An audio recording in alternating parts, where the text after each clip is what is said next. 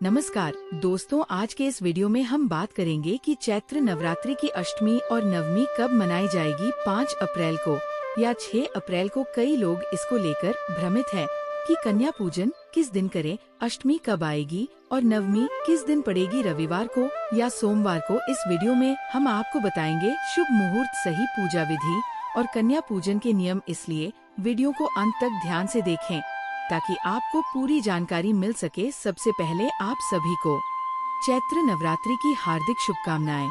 अब आइए जानते हैं कि नवरात्रि में प्रतिदिन पूजा कैसे करें। सबसे पहले स्नान कर लें और साफ सुथरे वस्त्र पहने। जिस दिन का जो विशेष रंग होता है उसे धारण करें।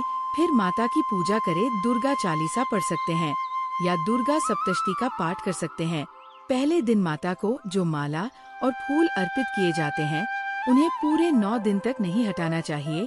हर दिन नई माला, फूल और प्रसाद चढ़ाएं, लेकिन पहले दिन की माला नहीं हटाएं। मंदिर को साफ रखें और माँ दुर्गा की आरती करें। कलश विसर्जन कब करें? नवरात्रि के अंत में कलश विसर्जन नवमी के दिन ही किया जाता है। अगर कोई फूल या माला सूख भी जाए तो भी उसे 9 दिन तक नहीं हटाना चाहिए। अब सबसे महत्वपूर्ण सवाल, अष्टमी और नवमी कब है? अष्टमी का व्रत 5 अप्रैल शनिवार को रखा जाएगा। राम नवमी 6 अप्रैल रविवार को मनाई जाएगी।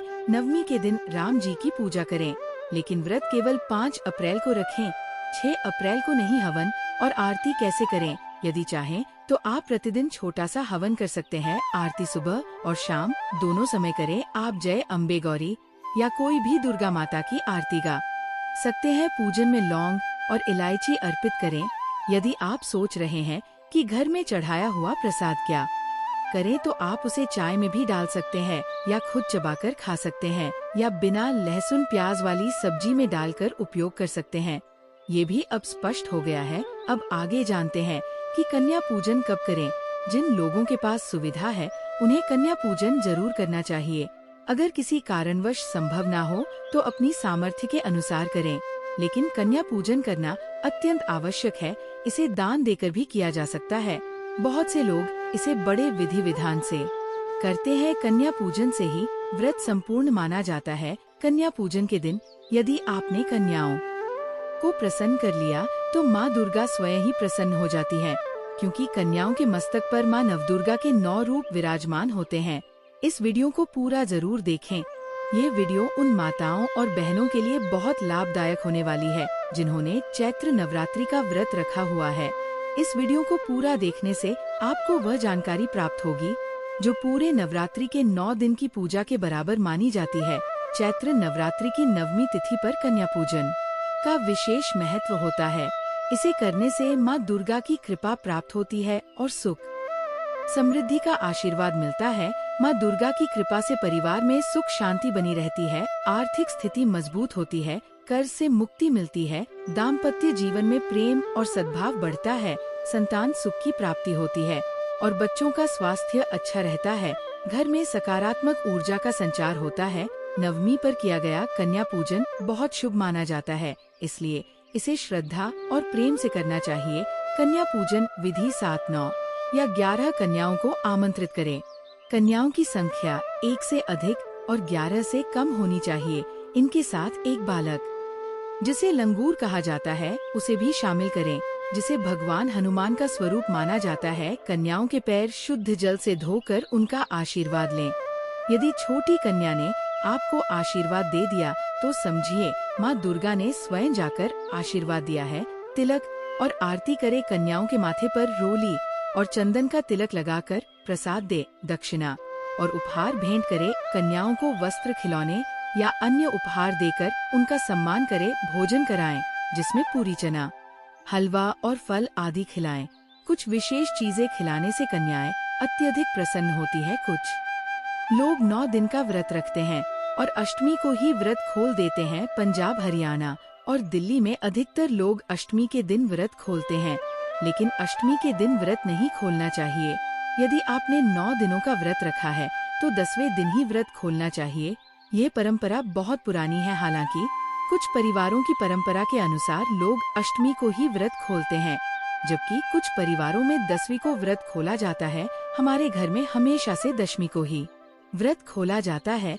नवरात्रि के अंतिम दिन विधि विधान से माता सिद्धिदात्री की पूजा की जाती है। अगर आप नवमी के दिन पूजा कर रहे हैं तो अष्टमी को माँ महागौरी की पूजा करनी चाहिए। पूजा करने के बाद दीपक जलाकर और हवन करके माता की आराधना करें। नवमी के दिन हवन करने के बाद आरती की जाती है। इस दौरान फूल माला अर्पित करें, सिंदूर लगाएं और अपनी मनोकामना माता से प्रार्थना करें। अष्टमी के दिन ही मनोकामना का संकल्प लिया जाता है, लेकिन यदि किसी कारण से ना कर पाए तो नवमी को भी कर सकते हैं।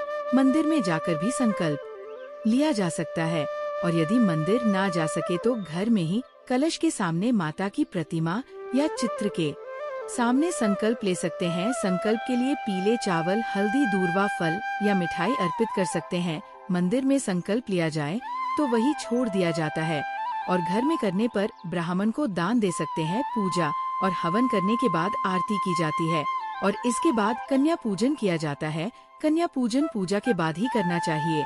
इस बार ध्यान रखें कि जो लोग नवमी के दिन व्रत खोलते हैं वे अपने प्रसाद में से थोड़ा अलग रख सकते हैं, जिसे ताजे भोजन के साथ ग्रहण किया जाता है। व्रत का पारण सामान्य ताजा खीर पूरी से किया जाता है, तो आप अपनी परंपरा के अनुसार व्रत खोल सकते हैं। इस बार नवमी रविवार को पड़ रही है, इसलिए विसर्जन रविवार को नहीं करना चाहिए। हमारे यहाँ परंपरा है कि रविवार और मंगलवार को माता की विदाई नहीं की जाती। नवमी की पूजा अष्टमी की रात में होती है और अगले दिन चूल्हा नहीं जलाया जाता, उसी प्रसाद को ग्रहण किया जाता है और शाम तक विसर्जन किया जाता है। लेकिन इस बार रविवार होने के कारण विसर्जन नहीं करना है। अगर कलश के ऊपर दीपक जल रहा हो तो उसमें तेल डाल सकते हैं, लेकिन दीपक को जबरदस्ती बुझाना नहीं चाहिए। नवमी की पूजा करने वालों को भी इस बात का ध्यान रखना चाहिए कि रविवार के दिन कलश या अन्य पूजन सामग्री नहीं हटानी चाहिए। जिन लोगों ने 9 दिनों तक कलश स्थापित किया है उन्हें भी 6 अप्रैल रविवार को विसर्जन नहीं करना है, बल्कि 7 अप्रैल सोमवार को करना चाहिए। विसर्जन सोमवार को करें और पूजा की सामग्री जैसे फूल आदि दोपहर बाद या शाम को 3 से 4 बजे के आसपास विसर्जित करें। दीपक को जबरदस्ती न बुझाएं। इस बार विशेष रूप से ध्यान रखें कि रविवार को विसर्जन न करें, बल्कि सोमवार को विधि पूर्वक करें। नवमी के दिन भी अन्य दिनों की तरह पूजा करें और विधि पूर्वक माता की आराधना करें। शाम की पूजा वैसे ही होगी, क्योंकि माता अब भी हमारे घर में विराजमान है। माता के आगमन के चलते हम उसी विधि विधान से पूजा करेंगे। सोमवार के दिन हम कलश को विसर्जित करेंगे। आमतौर पर नवमी के दिन सभी कार्य पूरे करने के बाद शाम तक कलश विसर्जित कर दिया जाता है, लेकिन इस बार रविवार पड़ने के कारण इसे अगले दिन करना उचित रहेगा। अब संपूर्ण पूजा विधि के बारे में जानते हैं। नवमी के दिन हमें माता दुर्गा की पूजा नहीं करनी है, बल्कि अष्टमी के दिन करनी चाहिए। नवमी के दिन भगवान राम की पूजा की जाती है। अष्टमी की पूजा के लिए प्रातः स्नान करके स्वच्छ वस्त्र धारण करें, पूजा स्थल पर चौकी रखें और उस पर लाल कपड़ा बिछाएं, अक्षत अर्पित करें और देवी दुर्गा की प्रतिमा या चित्र स्थापित करें। एक लोटे या कलश में शुद्ध जल भरें और उसमें एक सिक्का डालें। फिर इस पर चावल से भरी एक प्लेट रखें और कलश को माता की प्रतिमा के बाईं ओर स्थापित करें। यह कलश 9 दिनों तक वही रहेगा। इसे बार बार पुनः स्थापित करने की आवश्यकता नहीं है। यदि आपके पास गणेश जी की मूर्ति है तो उसे भी पूजा स्थल पर रखें। यदि मूर्ति ना हो तो सुपारी को गणेश जी का स्वरूप मानकर पूजा कर सकते हैं। इसके बाद गणेश जी और माता दुर्गा पर पुष्प और शुद्ध जल अर्पित करें। यदि आप अखंड ज्योत नहीं जला पा रहे हैं तो घी का दीपक जला सकते हैं। दीपक जलाने के बाद गणेश जी, माता दुर्गा, कलश और दीपक का हल्दी कुमकुम से तिलक करें। फिर माता को वस्त्र स्वरूप लाल चुनरी या लाल कपड़ा अर्पित करें और भोग के रूप में बताशे, मिश्री और फल चढ़ाएं। हवन करने की सुविधा ना हो तो एक मिट्टी के दीपक में कपूर जलाएं और उसमें लौंग का एक जोड़ा डाल दें। यह हवन पूरे घर में सकारात्मक ऊर्जा का संचार करेगा। इस दीपक को 9 दिनों तक जलते रहने दें, जिससे वातावरण में सकारात्मकता बनी रहे। यदि आप कन्या पूजन नहीं कर पा रहे हैं तो छोटी कन्याओं को आमंत्रित करके उन्हें फल, प्रसाद, मिठाई या दही, जलेबी खिलाएं। श्रद्धानुसार उन्हें दक्षिणा भी दें। इसके अतिरिक्त माता के भजन सुने और उनकी आरती करें। पूजा के अंत में धूप दीप दिखाकर गणेश जी और माता दुर्गा की आरती करें और अंत में अपने मन में हुई भूल चूक के लिए भगवान से क्षमा प्रार्थना करें। ये नवरात्रि पूजा विधि सरल, सटीक और प्रभावी रहेगी। सबसे महत्वपूर्ण ये है कि आपकी श्रद्धा और आस्था माता दुर्गा के प्रति सच्ची होनी चाहिए। सच्चे मन से की गई पूजा से देवी की कृपा अवश्य प्राप्त होती है। दोस्तों, आगे की जानकारी साझा करने से पहले यदि आपने अभी तक कमेंट बॉक्स में जय माता लक्ष्मी नहीं लिखा है तो अवश्य लिखें। आपके कमेंट करने और वीडियो को लाइक करने से हमारा मनोबल बढ़ता है और हम आपके लिए और भी अच्छी जानकारी लाते हैं। अब भक्तों, जानते हैं कि चैत्र नवरात्रि में कौन कौन से कार्य नहीं करने चाहिए। नवरात्रि में भूल कर भी ये 6 कार्य ना करें, वरना माता दुर्गा अप्रसन्न हो सकती हैं और इससे घर की बरकत भी प्रभावित हो सकती है। भक्तों, चैत्र नवरात्रि का ये पावन पर्व केवल पूजा और भक्ति का ही नहीं बल्कि संयम और आत्मनिर्भरता का भी समय है। इस दौरान कुछ विशेष बातों का ध्यान रखना जरूरी है, क्योंकि यह पर्व सकारात्मकता और आस्था का प्रतीक है।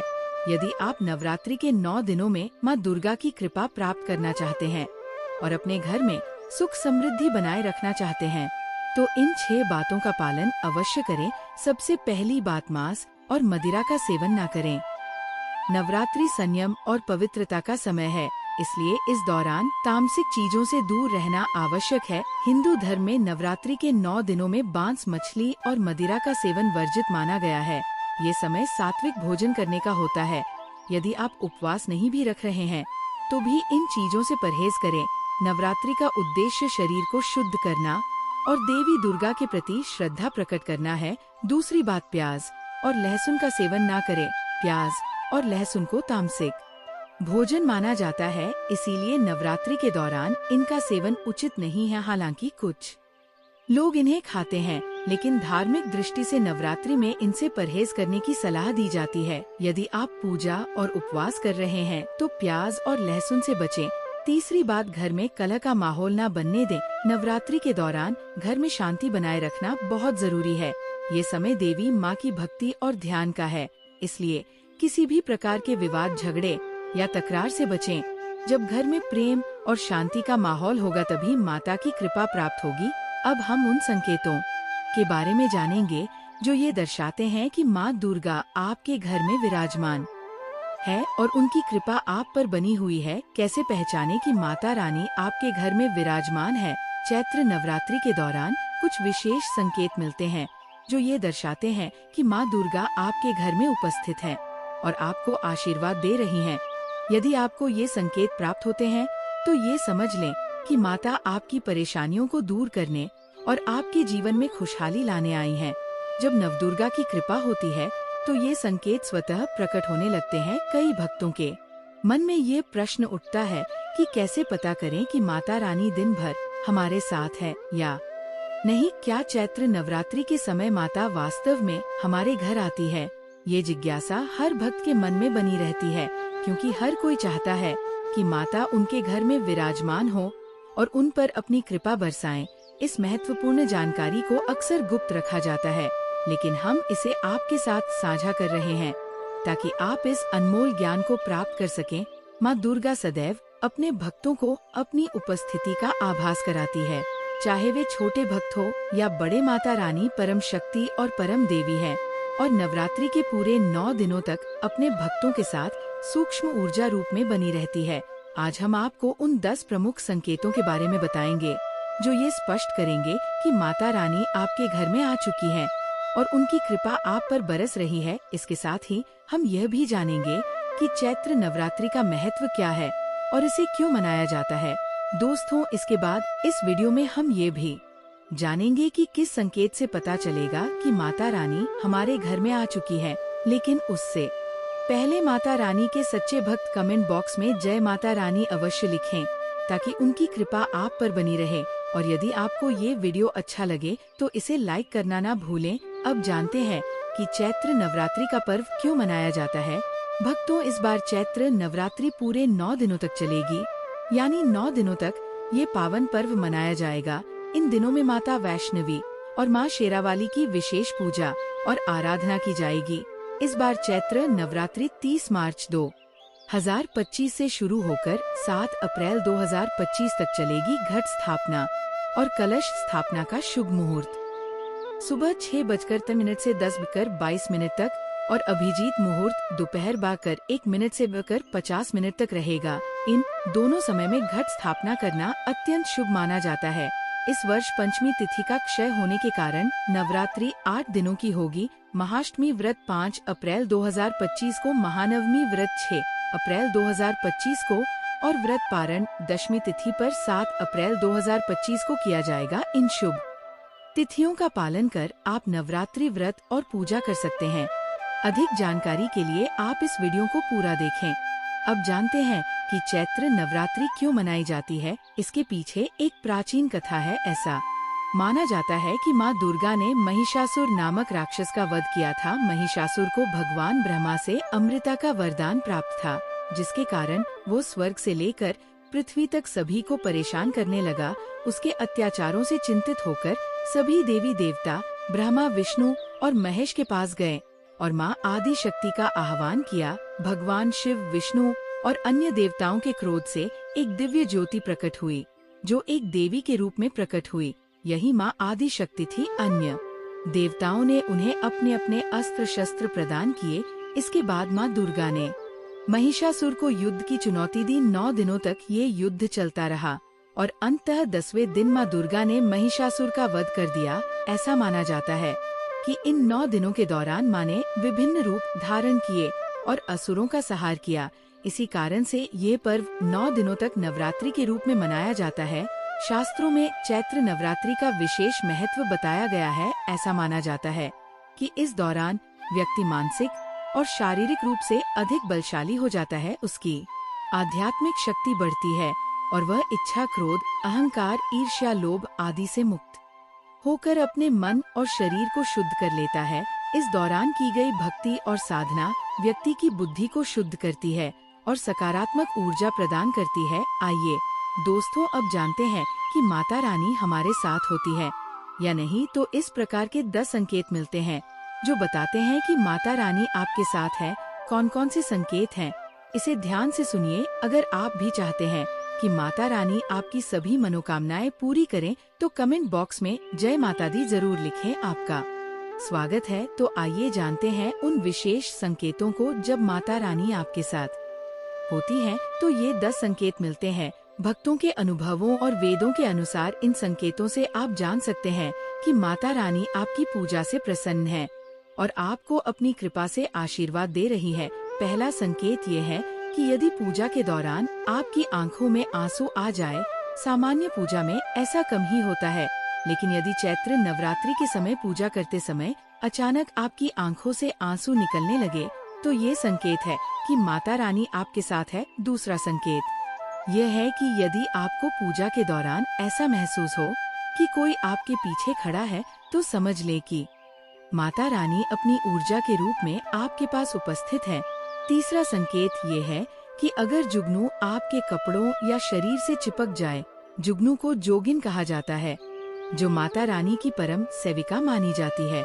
जहाँ माता रानी की शक्तियाँ होती हैं, वहाँ जुगनू स्वतः ही आकर्षित होते हैं। यदि ऐसा होता है तो ये इस बात का संकेत है कि माता रानी की कृपा आप पर बनी हुई है। चौथा संकेत ये है कि यदि रात में अचानक किसी झटके के साथ आपकी नींद खुल जाए तो यह माता रानी का इशारा हो सकता है। इसका मतलब ये हो सकता है कि वे आपको कोई संकेत देना चाहती है। पांचवा संकेत ये है कि यदि आपको पूजा के समय किसी विशेष सुगंध जैसे इत्र, लोबान, धूप, चमेली या अन्य फूलों की महक आने लगे जबकि वे आपके आसपास मौजूद ना हो तो ये संकेत है कि माता रानी आपके पास है। छठा संकेत ये है कि यदि नवरात्रि के दौरान आपको सपने में कोई छोटी कन्या दिखाई दे तो इसे शुभ संकेत माना जाता है। छोटी कन्याओं को देवी का ही स्वरूप माना जाता है। यदि सपने में लाल वस्त्र, लाल झंडा या कोई कन्या दिखे तो ये माता रानी की उपस्थिति का संकेत हो सकता है। सातवां संकेत ये है कि यदि आप दीपक जलाते समय उसमें विशेष आकार की लौ बनने लगे तो ये भी माता रानी की उपस्थिति का संकेत है। नवरात्रि के दौरान माता रानी अपने भक्तों को इन संकेतों के माध्यम से अपनी उपस्थिति का आभास कराती है। ये तो आपने जान लिया कि माता रानी आपके साथ है, लेकिन अब हम ये जानेंगे कि और कौन से संकेत मिलते हैं जब माता रानी हमारे घर में विराजमान होती हैं, तो हम कैसे पहचाने कि वे हमारे घर में प्रवेश कर चुकी हैं? दोस्तों, इस बारे में आज हम विस्तार से बताएंगे। इन संकेतों से आप जान सकते हैं कि माता रानी आपके घर में आ चुकी है।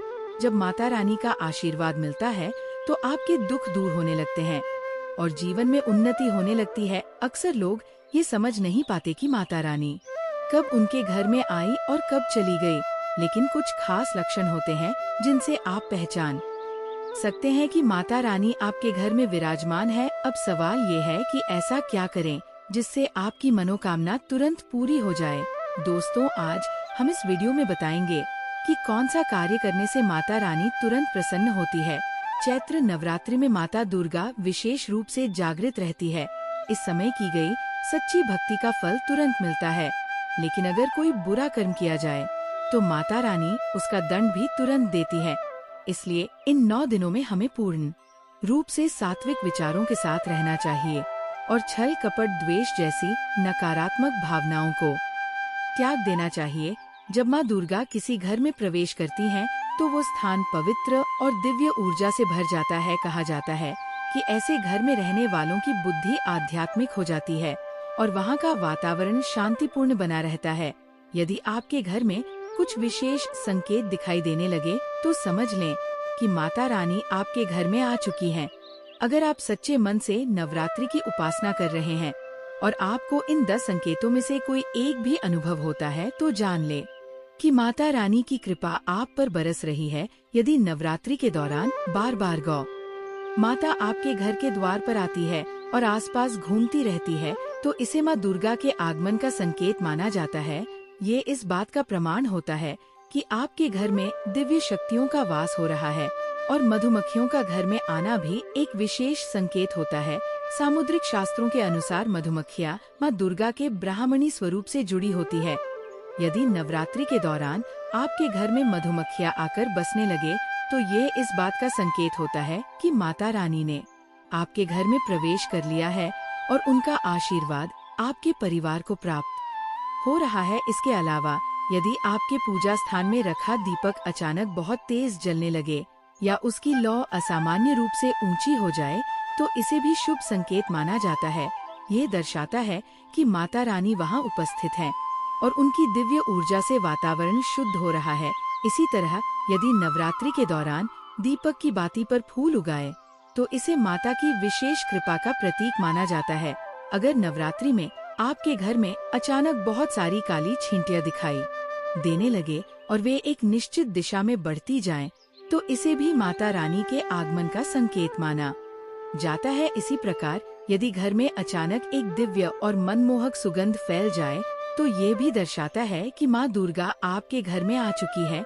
ये सुगंध इतनी मधुर होती है कि इसे महसूस करने वाला व्यक्ति तुरंत इसकी दिव्यता को समझ सकता है। नवरात्रि के दौरान यदि कोई याचक जैसे कोई साधु भिखारी या कन्या आपके घर के दरवाजे पर आए और कुछ मांगे, तो इसे हल्के में ना ले। मान्यता है कि माता रानी स्वयं परीक्षा लेने के लिए याचक के रूप में घर घर जाती है। ऐसे में किसी को भी खाली हाथ ना लौट आए, ये बहुत शुभ माना जाता है और इसका सकारात्मक प्रभाव आपके जीवन पर पड़ता है। घर के मंदिर में छिपकली का दिखना भी माता रानी के आगमन का संकेत माना जाता है। ये धन, समृद्धि और शुभ समाचारों का सूचक होता है। कहा जाता है कि अगर नवरात्रि में घर के किसी पवित्र स्थान पर छिपकली दिखाई दे, तो इससे माँ लक्ष्मी की कृपा प्राप्त होती है और घर में धन की वृद्धि होती है। नवरात्रि के दौरान कन्या पूजन का विशेष महत्व होता है। छोटी कन्याओं को माँ दुर्गा का रूप माना जाता है और उन्हें प्रसन्न करने से माता रानी शीघ्र प्रसन्न होती है। यदि कोई कन्या आपके घर आती है और आपके दिए गए उपहार को खुशी खुशी स्वीकार कर लेती है, तो इसे माँ दुर्गा की कृपा का संकेत माना जाता है। इसलिए नवरात्रि के समय 2 से 10 वर्ष की कन्याओं का विधि पूर्वक पूजन करें, उनके चरण धोकर भोजन कराएं और उन्हें वस्त्र व उपहार दें। ऐसा करने से माता रानी शीघ्र प्रसन्न होती है और परिवार पर अपनी कृपा बनाए रखती है। शास्त्रों में बताया गया है कि नवरात्रि में कन्या पूजन करने से परिवार में सुख शांति बनी रहती है और धन धान्य की कभी कमी नहीं होती। यदि आप चाहते हैं कि आपके जीवन में सुख शांति और समृद्धि बनी रहे, तो नवरात्रि नवरात्रि के दौरान माता रानी के संकेतों को समझें और सच्चे मन से उनकी उपासना करें।